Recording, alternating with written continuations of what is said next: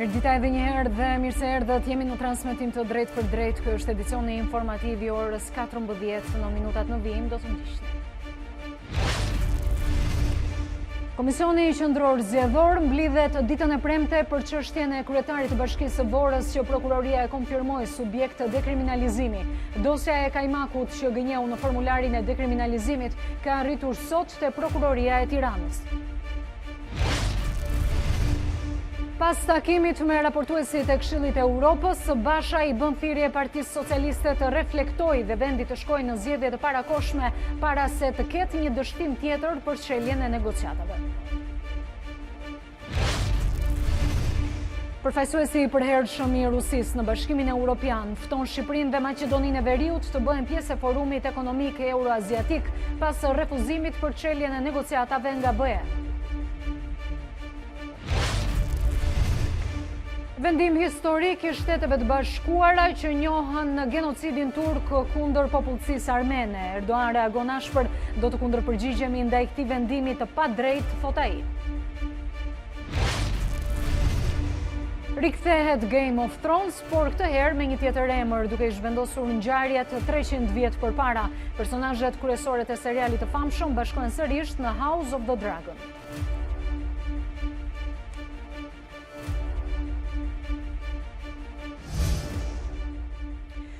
Komisioni Qendror Zgjedhor shqyrton pas nesër çështjen e kryetarit të Bashkisë së Vorës që prokuroria e konfirmoi subjekt dekriminalizimi. KQZ nuk e përjashton mundësinë që t'i kërkojë prokurorisë së përgjithshme informacione shtesë, gjë që ka ndodhur edhe në rastet e tjera. Kjo do ta shtynte në kohë vendimarrjen për mandatin e kryebashkiakut. Ndërkohë dosja e Kajmakut, i cili gënjeu në formularin e dekriminalizimit, ka arritur sot te prokuroria e Tiranës. Më herët gjatë ditës, Partia Demokratike i kërkoi nëpërmjet një shkrese e Komisionit Qendror Zgjedhor që të shkarkojë pavonesë kryetarin e Bashkisë së Vorës. Kjo kërkesë vjen pasi prokuroria verifikoi falsifikimin e formularit të dekriminalizimit duke fshehur arrestimin dhe hetimet në Greqi për veprën penale të përdorimit të parave false. Sipas demokratëve, për këtë vepër të kryer nga Kajmaku, ligji parashikon humbjen e menjëhershme të mandatit dhe dënimin me deri në 4 vite heqje lirie. Shkresa është dërguar për djeni edhe ambasadave të Shteteve të Bashkuara dhe Bashkimit Evropian. Në të risillen në kujtesë ndrimet e mëparshme të KQZ-s për heqjen e mandatit të deputetëve Gledion Rahovica dhe Aqif Rakipi, të cilat Partia Demokratike i gjykon si raste identike me ato të Kajmakut.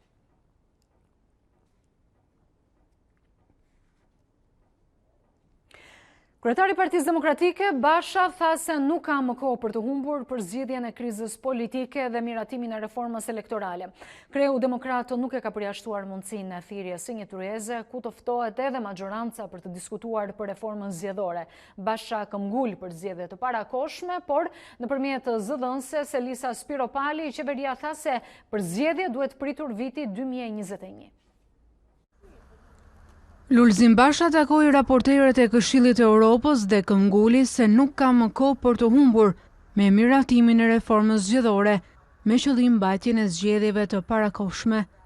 Kryetari i Partisë Demokratike la të hapur çdo mundësi për të diskutuar ndryshimet ligjore me shumicën, përfshirë edhe mundësinë që vetë opozita të thërrasë në tryezë dialogu majorancën.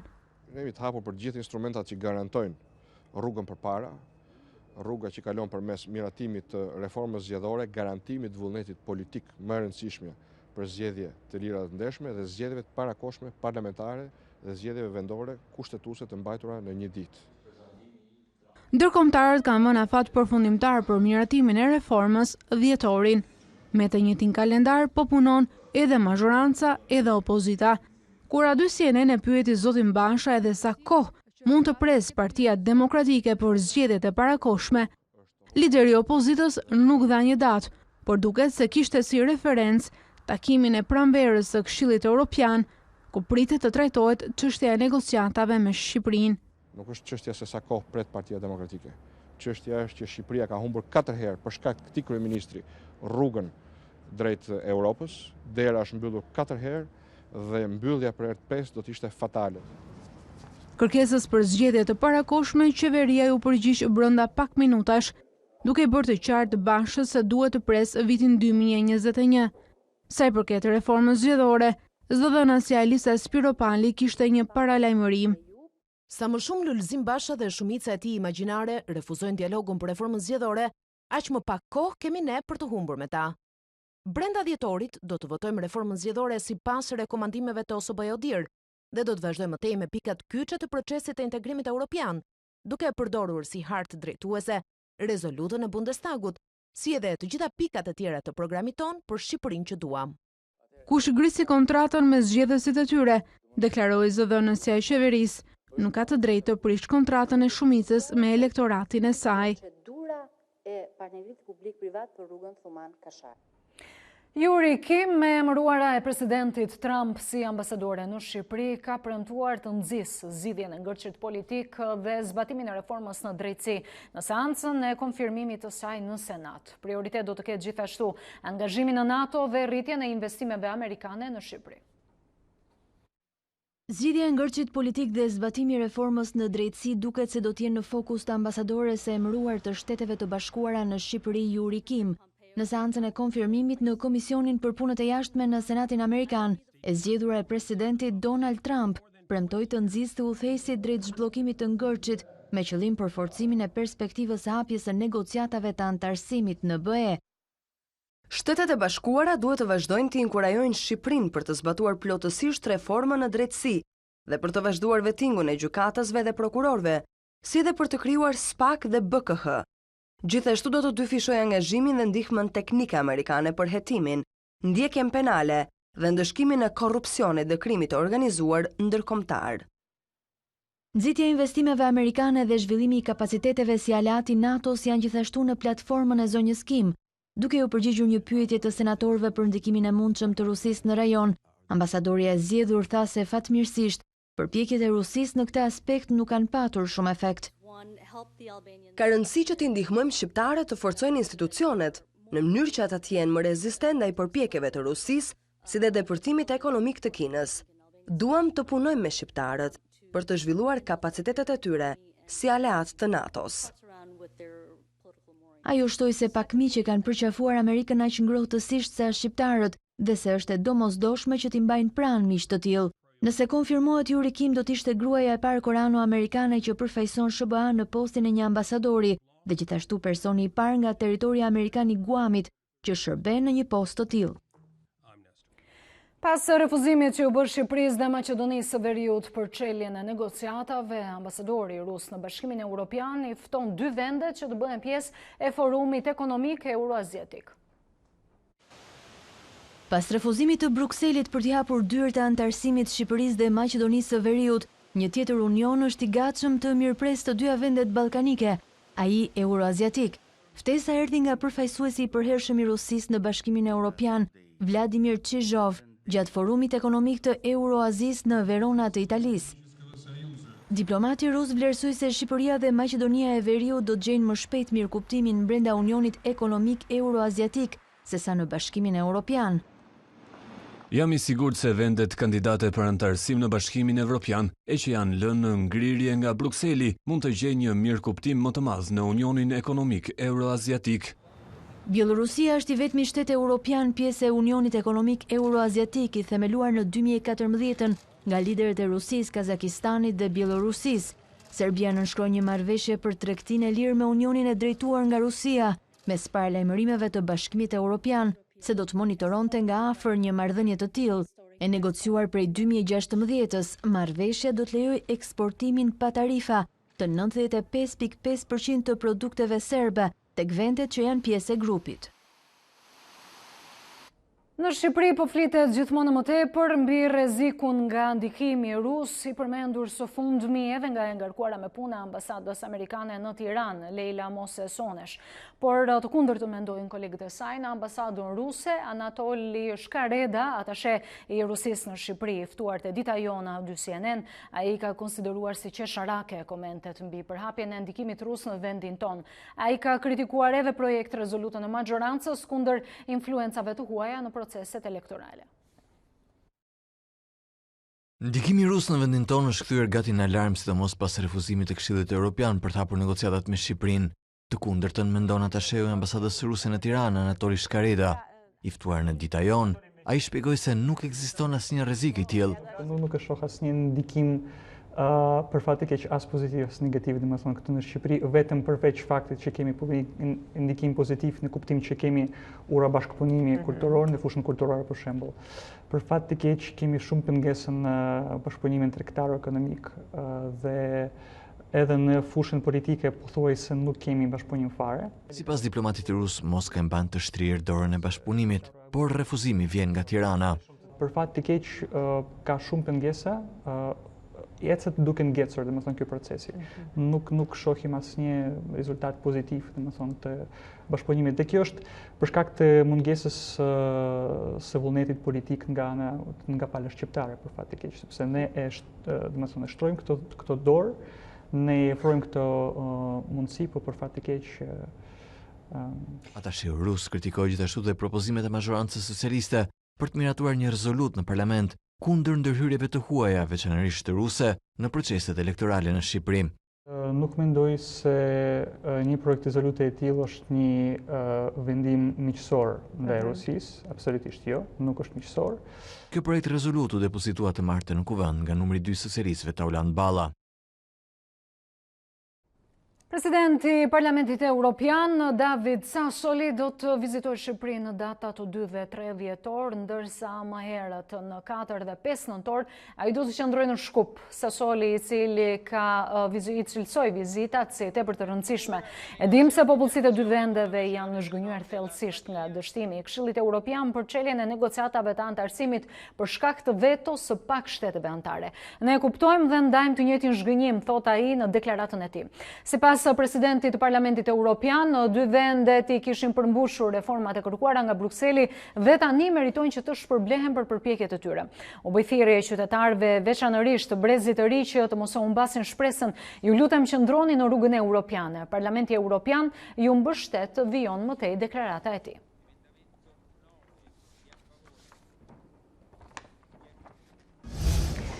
Ligjvënësit britanik aprovuan planin e kryeministrit Johnson për mbajtjen e zgjedhjeve të parakohshme në 12 dhjetor. Johnson shpreson që nëpërmjet votimit të sigurojë shumicën e nevojshme për të përmbushur Brexit. Dhoma e Komunëve I dha dritën jeshile projektligjit të prezantuar nga qeveria e Boris Johnson për mbajtjen e zgjedhjeve të parakohshme në 12 dhjetor. 20. Në favore dhe partitë opozitare përfshir laboristët e Jeremy Corbyn, I cili tha se kjo ishte një mundësi e artë për transformimin e vendit.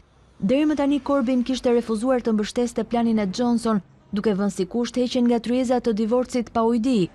Pas vendimit të BE-s për të zgjatur afatin deri në 31 janar, partia opozitare I hapi rrugën mbajtjes së zgjedhjeve të reja. Jemi gati për zgjedhje. Ne do të garojmë një mesazh të fortë se si mund të transformojmë shoqërinë tonë, duke I dhënë fund pa barazisë dhe pa drejtësive. Pas miratimit me një shumicë dërmuese prej 438 votash pro dhe 20 kundër, projektligji kalon në dhomën e lordëve për të firmosur më pas nga mbretëresha Elizabeta. Shpërndarja e parlamentit do të jetë hapi I radhës. Përmes zgjedhjeve të reja, Boris Johnson shpreson të sigurojë shumicën e nevojshme për të përmbushur premtimin e Brexit. Gjatë një takimi me pjesëtarët e Partisë Konservatore, kryeministri tha se ishte gati të luftonte në ato që I cilësoi si zgjedhje të vështira të 12 dhjetorit. Do të jenë zgjedhje të vështira dhe ne do të bëjmë më të mirën e mundshme. Plani Johnson u votua fillimisht të hënën, por nuk I siguroi dot 2/3 e nevojshme. Një ditë më vonë, kryeministri prezantoi një projekt ligj I cili mund të aprovohej me shumicë të thjeshtë. Vijon të përkeqësohet situata me zjarret në Kaliforni. Autoritetet kanë aktivizuar alarmin ekstrem, ndërsa kushtet e motit nuk favorizojnë punën e 5000 zjarrfiksëve të angazhuar në shuarjen e flakëve. Ne do ndjekim raportimin e gazetarit të CNN, Daryl Forks. Është një periudhë shumë e vështirë. Mbi 5000 zjarrfikës po luftojnë me 10 vatrat më të mëdha të zjarrit që po shkatërrojnë shtetin e Art. Në jugun e Kalifornisë është shpallur për herë të parë alarmi I flamurit të kuq ekstrem nga shërbimi kombëtar I motit. Po përjetojmë erëra shumë të forta që nxitën shpalljen e gjendjes së emergjencës në të gjithë vendin. Alarmi u shpall në orët e para të së mërkurës dhe do të qëndrojë në fuqi për disa kohë. Zjarri i fuqishëm ka shkatëruar qindra hektar tokë dhe pyje, ndërsa niveli i ndotjes është rritur ndjeshëm. Zyrtarët paralajmërojnë se betejë me flakët do shumë të përfundojë. Parashikohen erëra deri në 112 km/h, ndërsa mungesa e lagështisë është një recetë për katastrofë. Nevojitet vetëm një shkëndi për të nisur një tjetër zjarr. Të evakuarit janë mbi 200.000, ndërsa dëmët materiale të pallogaritshme. Konfirmojmë shkatrimin e 189 ndërtesave. 86 prej tyre ishin shtëpibanimi. Ndërkohë Monti nuk po favorizon dhe shuarjen e flakëve. Nuk parashikojmë rreshje shiu në 7 apo 10 ditët e ardhshme. Lëvizja për klimën nuk ka nevojë për vlerësime, kështu shprehet aktivistja adoleshente Greta Thunberg, e cila ka refuzuar çmimin dhe shpërblimin financiar për mjedisin. Aktivistja ka falenderuar Këshillin Nordik, duke thënë se ishte një nder shumë i madh për të, por i ka kërkuar sërish zyrtarëve botror që të luftojnë ndryshimet klimatike. Politikanët dhe njerëzit në pushtet duhet që të dëgjojnë dhe të përdorin shkencën në mënyrën më të mirë të mundshme, u shpreh ajo. Aktivistja u kërkoi veçanërisht vendeve nordike që të bëjnë më tepër në luftën kundër ngrohjes globale. Thunberg gjatë këtij viti ishte mes 300 të nominuarve për çmimin Nobel për paqen që shkoi për kryeministrin e Etiopisë.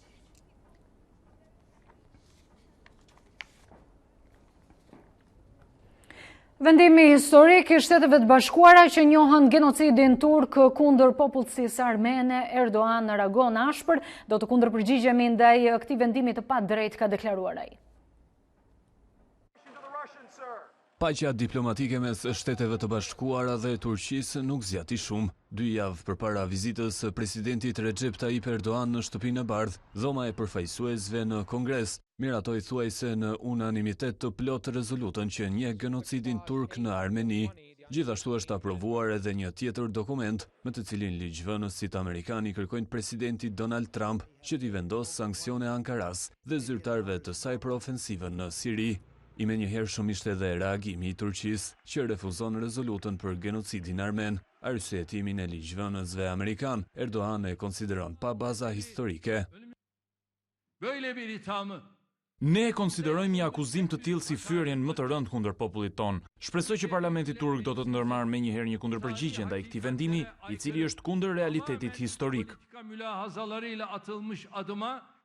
Ministria e Jashtme e Ankaras thirrri edhe ambasadorin amerikan për shpjegime, ndërsa është kritikuar ashpër dhe rezoluta për sanksionet e reja. Rezoluta tjetër e aprovuar në dhomën e përfaqësuesve, duke përdorur operacionin e pranverës së paqes, është një justifikim për të më vendosur sanksione mua, familjes dhe ministrave të mi bazuar në pretendime absurde. Erdogan pretendoi se akuzat dhe sanksionet kundër tij janë nxitur nga kleriku që jeton në ekzil në Shtetet e Bashkuara, Fethullah Gülen. Kaq poshtë ka rënë Amerika që të jetë në mëshirë të fetos.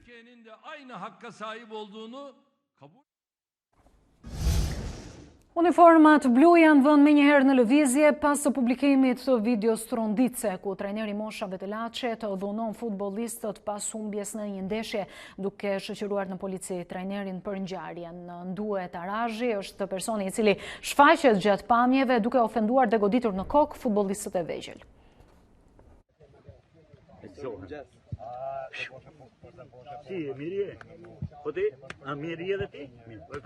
Ish trajneri Mosha Vetelaçit Nduet Arazhi është proceduar penalisht pas videos tronditse ku ai shfaqej duke dhunuar futbollistët e skuadrës së 17 vjeçarëve.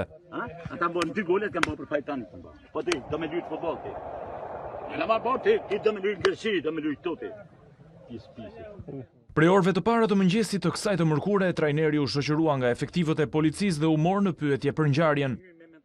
Video është regjistruar në vitin 2016, por menjëherë pas publikimit, ajo bëri buj për dhunën fizike dhe verbale që trajneri ushtronte ndaj lojtarëve të vegjël në pushimin e ndeshjes. Sa, diku thonë 2 gole ty ti kanë bërë, të 2. Njëri edhe tjetrin të 2. A morë vesh të 2 gole ti kanë marrë. 2 shpejtësie. Se vjetor pse vjen. Ka bën pa çakë. Goditje pas koke dhe ofendime, ndërsa ekipi po humbiste. Sjellja e papranueshme ndaj fëmijëve ndodh në sy të stafit të ekipit, vëzhguesve të ndeshjes, disa tifozëve të pranishëm, por edhe të një polici i cili kaloi aty pranë, i pa interesuar për gjithçka po ndodhte. Trajneri Tarazhi kishte edhe një konfrontim me një prej lojtarëve i cili u rebelua duke mos e pranuar këtë lloj trajtimi. Ky i fundit është vënë në akuzë për veprën penale keq trajtimi të miturit. Vetëm pak ditë më parë, një tjetër rast i ngjashëm me dhunën kundrejt futbollistëve, tronditi opinionin publik, pamjet i takojnë një situate në dhëmat e zhveshjes në Turqi, ku trajneri i skuadrës qellon të gjithë lojtarët e ulur përreth. Halit Kurt është trajneri i cili i drejtohet skuadrës me fjalët "do t'ju vras, ky është një turp". Edhe ky rast ka ndodhur disa vite më parë, por u publikua gjatë kësaj jave duke vënë në lëvizje autoritetet turke. Kurt u justifikua me pretendimin se edhe trajnerë të tjerë të mëdhenj kanë goditur hyje të futbollit.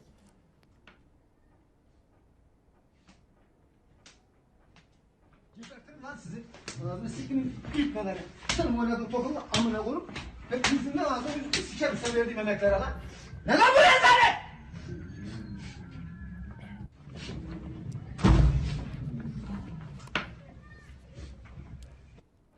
Drejtori i klubit të futbollit të Vllaznis, Engin Firat, do të jetë trajneri i ri i kundërshtarëve të Shqipërisë në eliminatoret e Euro 2020 Moldavis.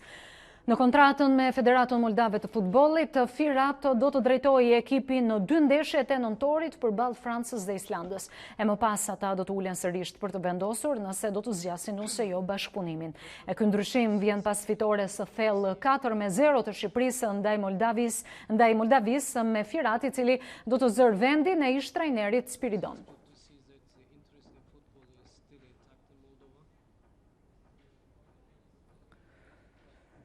Përtej renditjes në zonën e ftohtë të tabelës dhe ndërrimit të 3 trajnerëve në 5 muaj, viti 2020 mund të gjejë Milanin edhe me pronësi të re. Përtej përpjekjeve dhe investimeve të korporatës Elliott, në Itali shtohen edhe më tepër zërat për një blerje të mundshme të klubit milanez nga Bernard Arnault, pronari i kompanisë më të madhe në botë së modës Louis Vuitton.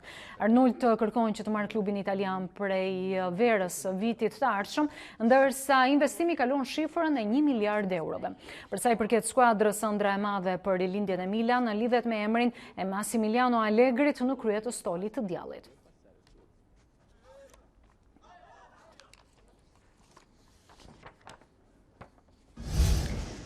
Në mbar botën festohet këtë të njëjtë festa e Halloweenit, por në Shtetet e Bashkuara prej nga ka edhe prej ardhin kjo fest, përgatitjet ka nisur shtëpi të frikshme kudo dhe mbi të gjitha kungujt të gjitha përmasave dhe ngjyrave. Në Los Angeles është qelur edhe një ekspozit për këtë fest me kostume shumë ngjyrshe, ndërsa një seksion i dedikohet personaliteteve të cilat janë ndarë nga jeta gjatë vitit 2019.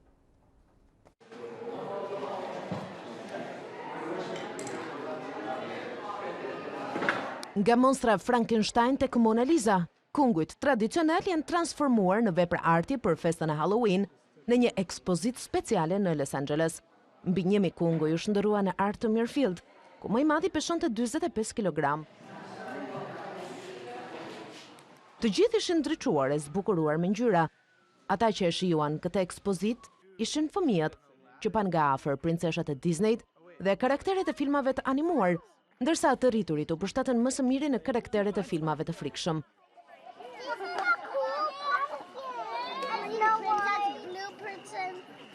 Artistët profesionist pikturuan imazhe në 75 kunguj të mëdhenj, ku mbizotëronte ngjyra e kuqe dhe për këtë u deshën disa orë. Kemi gjithçka, nga filmat me mostra tek animacioni. Kemi personalitete të famshme apo macet. Gjithçka është shumë bukur. Ka diçka për secilin që vjen këtu dhe mbi të gjitha të frikshme, por jo shumë. 4-vjeçaria Juliet nga Santa Monica thotë se kungulli i saj i preferuar është ai me fytyrë maceje, ndërsa Eli, sërish 4 vjeç, thotë se e pëlqen Frankensteinin e frikshëm. Një seksion ekspoziti dedikohet personaliteteve të famshme që kanë ndëruar jetë këtë vit, përfshirë këtu aktorin Luke Perry, apo krijuesin e njeriut Merimang, Stan Lee. Më pëlqen seksioni ku i bëhet homazh njerëzve që i kanë ndërruar jetë. Ato ishin vërtet autentik.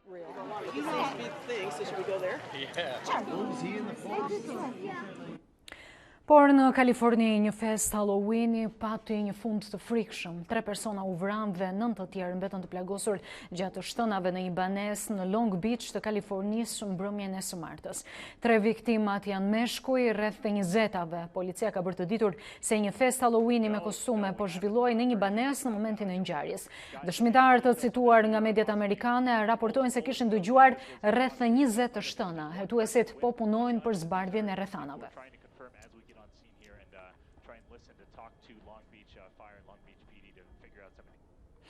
Rikthehet Game of Thrones, por këtë herë me një tjetër emër, duke I zhvendosur ngjarjet 300 vjet përpara.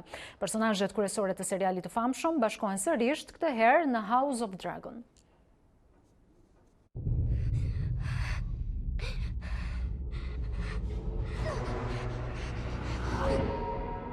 I know death. HBO është tani më shtëpi për House of the Dragon. Rrjeti amerikan njoftoi vazhdimin e Game of Thrones nga George R.R. Martin dhe Ryan Condal, bazuar në seritë e Fire and Blood të Martin. Seritë e reja vendosen 300 vjet përpara ngjarjeve të Game of Thrones dhe në to rrëfet historia e shtëpisë Targaryen. Daenerys Targaryen, që luhet nga aktoreja britanike Emilia Clarke, ishte personazhi kryesor I serive të Game of Thrones, që përfundoi më herët gjatë këtij viti. Condal do të luajë për krah Miguel Sapochnik dhe do të ndajnë detyrat në seritë e reja.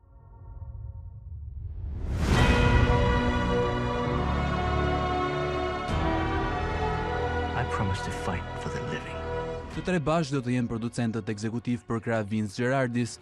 Universi Game of Thrones është shumë I pasur me histori, thot Casey Bloys, presidentja e programacionit të HBO. Po presim të eksplorojmë origjinën e shtëpisë Targaryen dhe ditët më të hershme të Westeros, bashkë me Miguel, Ryan dhe George.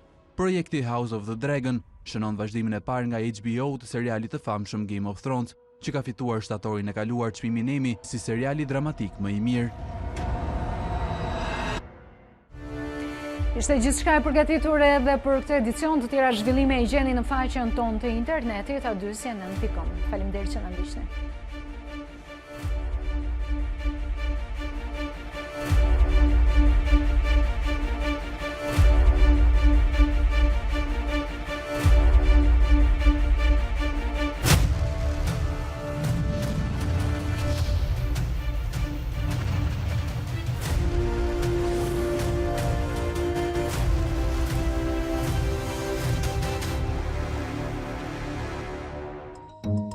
Unë jam Vjol Gjafaj, ky është A2 Sot në A2 CNN. Për të parë të gjitha videot e A2 Sot, klikoni subscribe.